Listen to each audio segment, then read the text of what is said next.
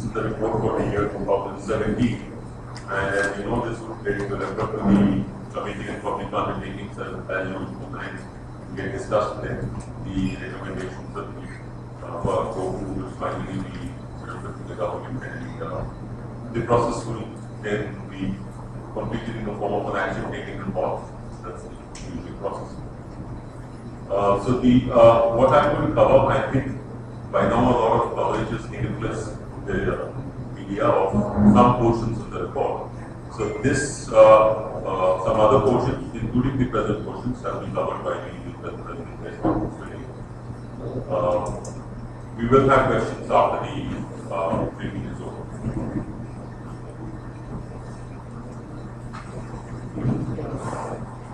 Now this report contains 3 chapters. This is chapter 1 on the functioning of the state public sector undertakings. This is the usual chapter that we have in every year's report. What we have, of course, is how the performance has declined in the period of last 5 years that I am showing you in this slide.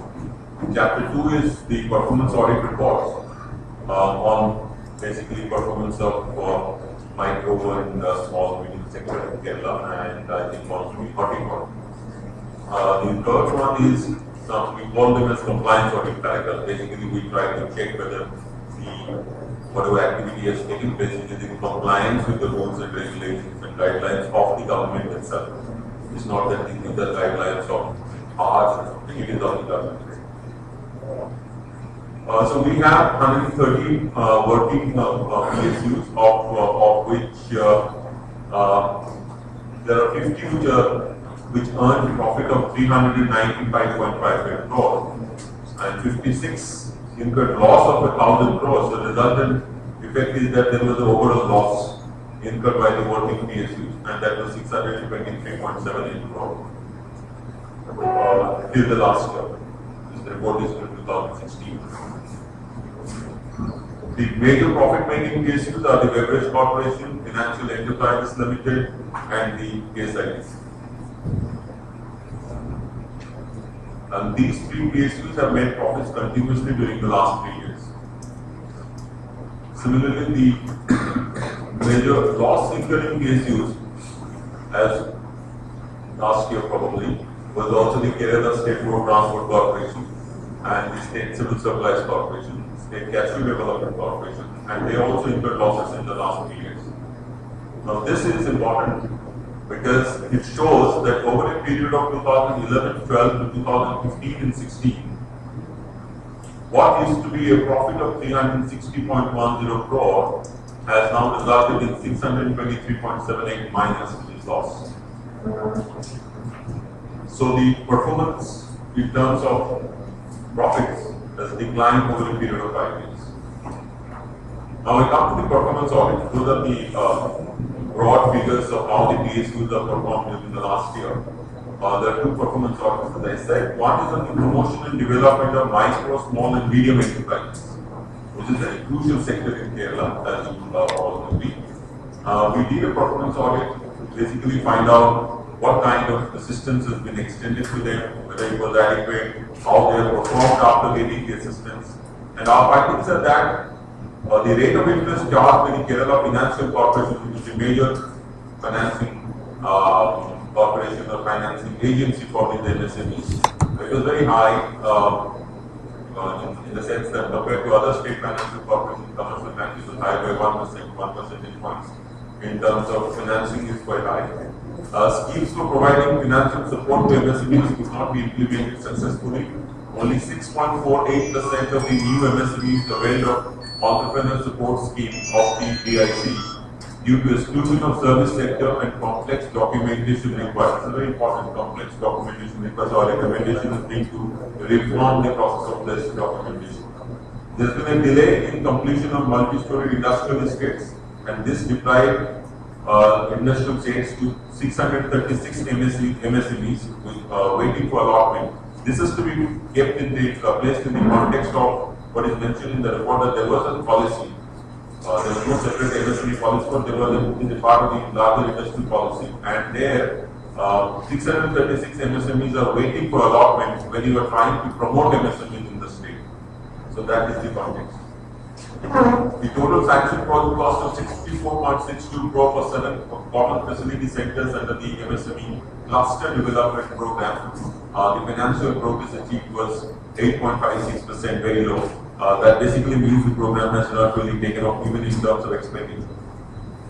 Out of 150 units that have been allotted land in the 3 industrial growth centers, 37 units which were allotted 34.2 acres of land failed to commence commercial production within the mandatory 2 years period. This delay ranged from 10 months to 7 years. The KSIDC, however, has not evicted these allotted so far. Now the point here is that there are 636 people waiting for land, and there are people who are having the land but they have not started commercial production. That is the linkage that one is. The single window clearance scheme instituted for ensuring speedy issue of clearances was not very effective. So we have given 2 examples. In Palakkad, Batamita and Kozhikode districts, out of 252 applications processed during these 11 to 16 5-year period, only 16 were cleared within the stipulated period of 60 days. So when you are trying to attract and develop your MSME sector in a state like Kerala, where it is very crucial, the things are not getting, their applications are not even being getting cleared within the stipulated period. In respect of processing the remaining 236 applications, there was a delay of 1 year in 178 cases, 1 to 3 years in 47 cases, and about 3 years in 11 cases. You can imagine that these are all also projects which are linked to finance. So when you delay clearance of this project, it has concomitant effects on getting the financial linkage. The statutory provision regarding purchase of 20% of requirement of goods and services from MSME sectors, basically to promote their marketing, was not being complied with by the state public sector undertakings and departments and government agencies themselves. And when we collected information from 15 PSUs, we found that the statutory provision regarding purchase of 20% of requirements was not being complied. So basically, we also checked up with those PSUs as to whether this provision was being complied or not. 64% of the MSMEs who participated in a survey, we had conducted a survey, they reported that they were not aided by the single window mechanism for obtaining necessary clearance. So there is a strong case for government reviewing its single window clearance policy, which is basically aimed at promoting micro, small and medium sector industries in the state. The quality of infrastructure, especially roads and security in the industrial park, was also reported to be very inadequate. We have given some photographs in the report. Then the next one is on the horticulture. The horticulture is a unique experiment in Kerala, as I can see, as I have seen compared to some of the states where I have earlier worked in. And so it was very crucial that we evaluate the procurement and marketing of vegetables and fruits, because this is one corporation which is uniquely positioned to not only provide benefit to the farmers from where it will be procured the vegetables, but also to consumers, because they were supposed to get quality vegetables at a cheaper price.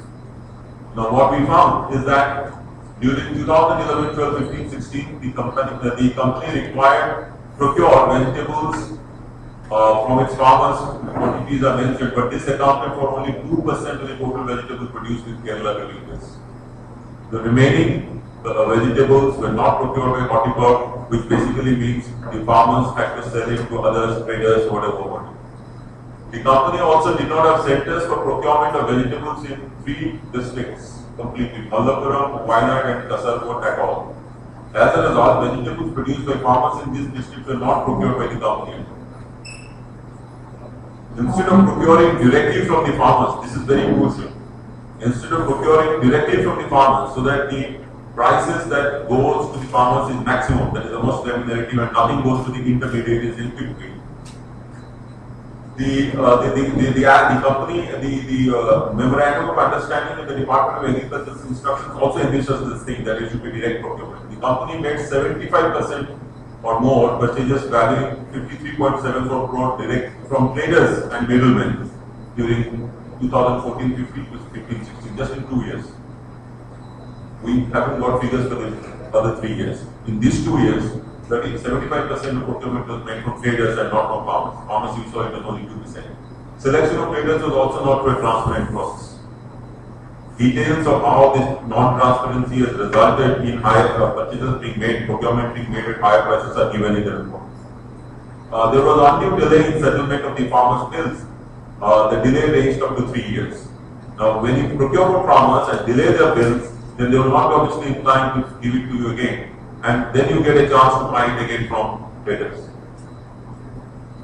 The sales outlet of the company were established without considering the original balance, and 79.17% of the sales outlets were in 7 districts in southern part of the state. Thereby, majority of the people are deprived of the benefits in the other parts. So, half of the state didn't have any sales. Farmers did not receive remunerative prices for their producers. I was saying, we have given some examples.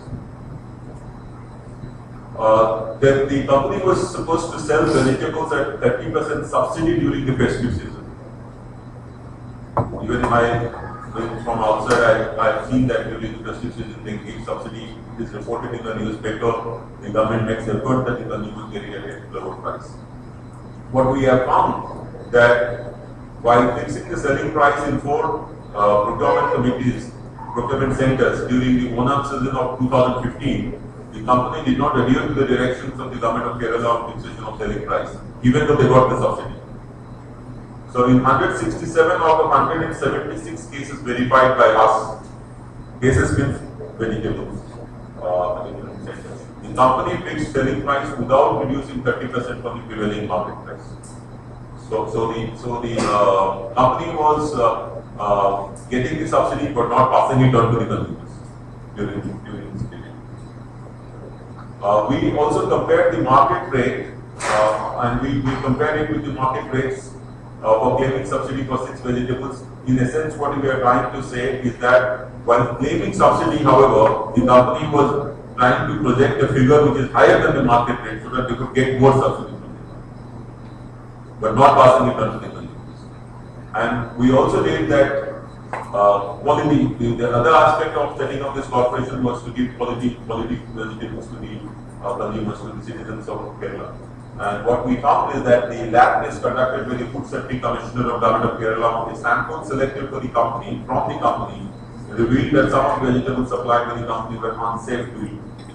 And the quality checking conducted. So what we did, we also selected some samples right over there and sent it for checking in the presence of, asked the department even to send it there.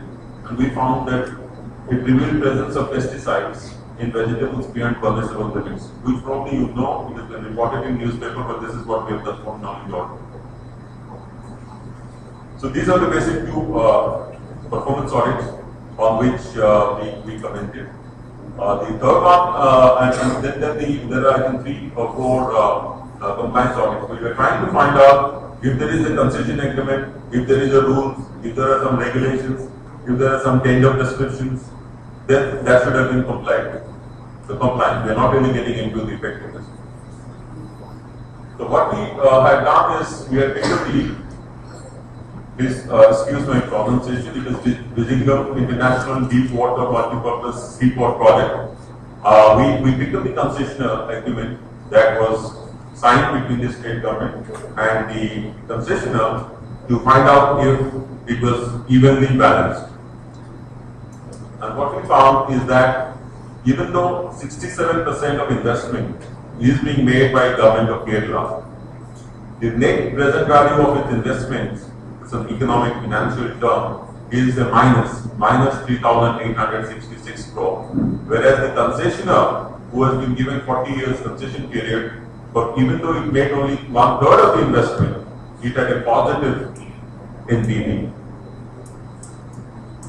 That basically means that if the company was supposed to, on the day the memorandum or the concession agreement was signed, on that particular day, from the future cash flows that would accrue to the company and that would accrue revenue that would accrue to the state, if they are discounted to the current prices, that is the day the concession agreement has been signed, then it would look that the Government of Kerala has got negative value, negative results, whereas the concessionaire has got a positive of 607.19 crore. And further, the economic net present value and the economic internal rate of return from the project again is negative 824.60 crore and 8.9% respectively. So we are saying that the financial benefit in the report, the CAG says that the financial benefit accruing to the state is not commensurate with the investments, with the size of the investments that have been made. Similarly, we are saying that the termination payment, which as per the concession agreement, it is equal to 30 times of the realizable fee covered during the last month of the concession period, shall be due and payable to the concessionaire. When we do the calculation, we find that based on the earned, these are not our calculations. These are calculations which have been made by the state government or their appointed agencies available in their files. We have picked up from their opinion.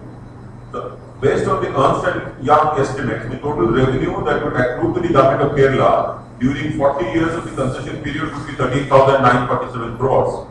But in case of termination, the amount that it would pay to the concessionaire is 19,555 crores. This basically means that the net receipt to the government of Kerala for the project after 40 years would be minus 5,608 crores. So we have given several more instances in the report to reach a conclusion that the interests of government of Kerala were not adequately protected while drawing up the concession agreement because there were many conditions which were not favorable to the state. So we have given many examples. For example, one such concession is the standard concession period is generally 30 years. And this has been extended, and the concessionaire in this case has been given 40 years. And the resultant effect is for the 10 years, as per the statements of cash flows calculated by the company itself, by company, it is not calculated by audit. I'm repeatedly saying it. In this 10 years, the concessionaire would be collecting additional revenue of 29,217 crores. Similarly, we are also made a comment that as per the projected cash flow statements prepared by the consultant engaged by the BISL, the single window company set up by the government of Kerala, the concessionaire would recoup their investment of 2,454 crore in just 11 years. So out of the balance 29 years, that is, there is a balance of 29 years. If it recovering the entire investment it has made of 2,454 crores in 11 years, it would mean that in the 29 years, whatever comes is a complete profit to him. And that figure we have said that we have given a calculation. It's about 61,095 crores. Because it will recover it in 11 years. Then by postponing the commencement of sharing revenue to the 15th year after the commencement date, the government of Kerala has again foregone the revenue of 2,153 crores. Now, there are many other points inside. Let me also clarify that in the report we have incorporated the replies of the government. There have been several rounds of discussion, exit conferences with the Department of Courts as well as the authority set up by India itself, and their replies have been incorporated, and the broad contour of the reply is that there was no choice for government because there was only one single person who was interested in this. So both the things are mentioned in the report.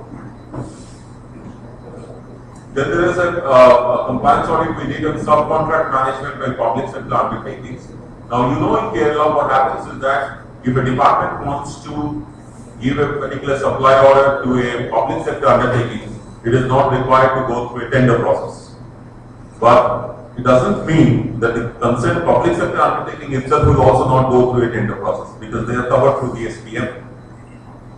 Now what we did, we found that in several cases the departments themselves have offloaded these works to public sector undertakings like Keltron and CITCO. There are many others. We're just taking two here.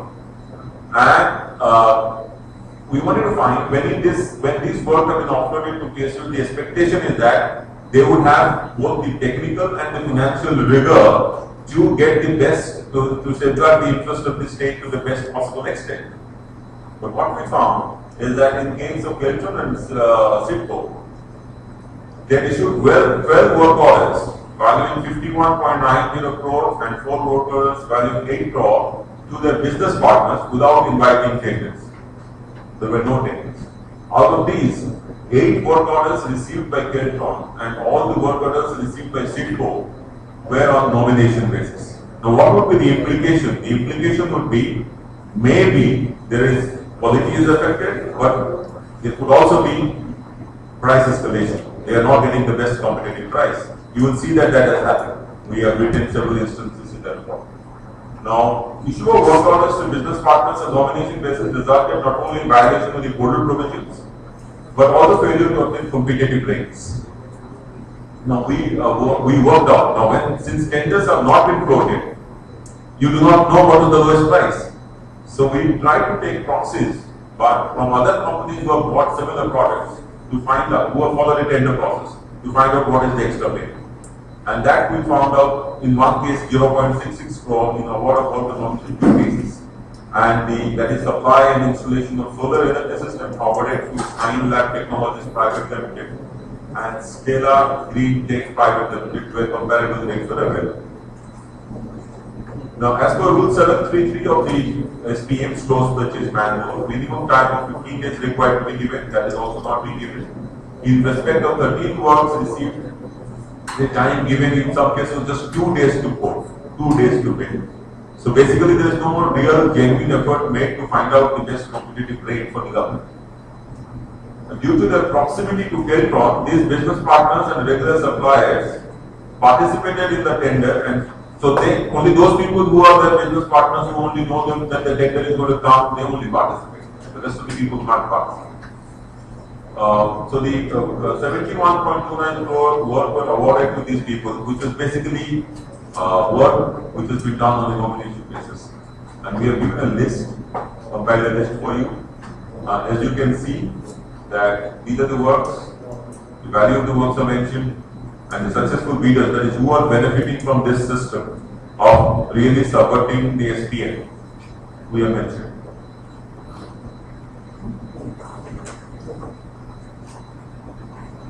These names are also mentioned in the report. So, for example, in 2 out of about 13 works, laptops and desktops to IT schools project, which is the work which was given to Keltron. Now, we found that when we took the comparable rates, the government of Kerala incurred extra expenditure of 4.17 crore because of following this method of not following the tenders. Now, when there is a single tender, the instructions are very clear that they have to take the approval of the government. We found that in 8 cases, single works were awarded 24.60 crore without any tender. So basically, we are trying to highlight in this particular review the fact that the subcontract management, in which the government, when the department subcontracted to the PSUs, the expectation that they would get the best rate for them by following the rigors of financial management, that is not being done. As a result, the government is not doing anything but only spending a lot more money and not getting probably the best possible item. Now, there is a review on the empanelment of marketing agencies in the Department of Tourism. So where again we have made the observation that in 2013 we looked at only 3 years. The after invitation of tender, there are post-tender amendments or modifications or post-tender adjustments in which the resultant effect is that this sub-categorization, that's what we have mentioned, that after the tender has been received, there is sub-categorization done, classifications, reclassifications are done, and the result is, although 3 agencies were selected under subcategory of branding and advertising, The Department of Tourism further split the subcategory into two: branding and advertising within Kerala, branding and advertising outside Kerala. This could have been done before the tender process, so that people know when they go. Now, this act of subcategorization after calling the pre-bid meeting amounted to post-tender amendment, which is not allowed, neither under the CBC guidelines, not under the SPM, not under any process. The DOT had not prescribed any evaluation criteria for selection of agencies in the tender notification. So these amendments, coupled with the absence of any evaluation criteria, led to the selection of one Star Communications Private Limited as a single agency for branding and advertising outside Kerala. And for international branding and business-to-business activities, this constituted the major chunk of marketing activities. So finally, when you recategorize and split, then finally you have one person out in that splitting process, and that person is, or that firm is given all the work without any evaluation criteria. We noticed that the Department of Tourism awarded 18 work orders valuing to 13.93 crore for conducting international fairs to start a single empanel agency on nomination basis. Similarly, 40 work orders valuing 31.74 crores for branding and advertising on nomination basis. So there is a paragraph we have mentioned about irregular appointments of employees in public sector undertakings, forest and public works departments. We are basically making the observation that 1,686 contract employees have been appointed without following the due process of employment exchange, without following the due reservation system of reservation points of, the disadvantaged sections of the people who need to have some reservation as per the rules of recruitment. They have also been bypassed. And in some cases, bypassing all this after appointment, they have been regularized, which is also irregular. We have mentioned that is what we observed, that in two PSUs and two departments, they regularized 476 contract employees in violation of the judgment of the Honorable Supreme Court in Umadevi versus State of Karnataka. The details are given in the report and in the annexure. Then there is a paragraph we mentioned about the Kerala State Financial Enterprises Limited, whereby due to gap in the processes and failure of the internal control system, there has been a